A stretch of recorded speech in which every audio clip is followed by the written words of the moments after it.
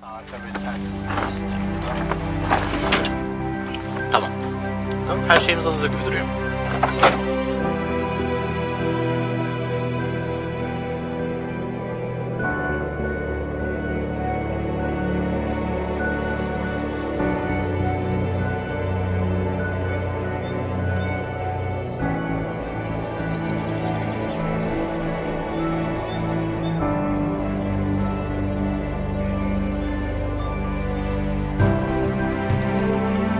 Yeniden geliyor şimdi. Kışın öyle kar yağardı ki.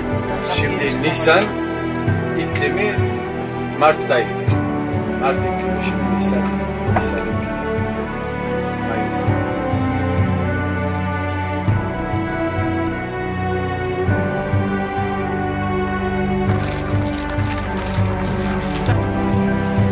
Şimdi sizin şeyinizin iletişim kaynağınız neydi? Peki bu zamanın şartları o zaman olsa böyle geçinebilir miydiniz? Mümkün değil. 3 tane çocuk okutmuş kayınpederim bu arazilerde. Ya, Şimdi yok mümkün yok. değil. Burada koca tarlamız var ancak kendimize yetiyor.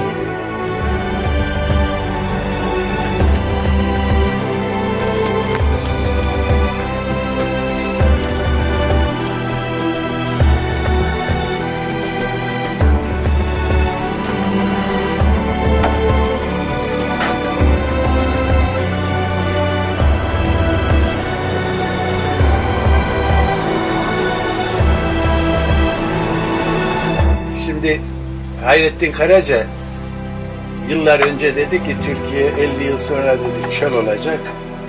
Ben de siz yaşlardayım o zaman genç dedim ki buna bak ya Türkiye çöl olur mu falan. O zaman demiştim. Ama şimdi utanıyorum dediğimde.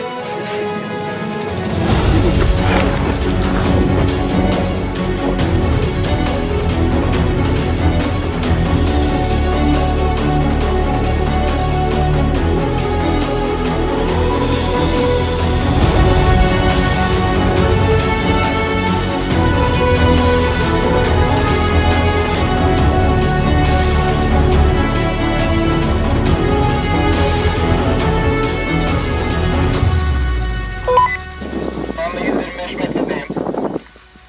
İşaretledim, tamamdır.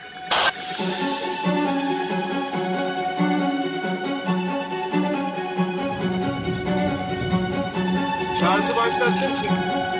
Saate bakıyorum.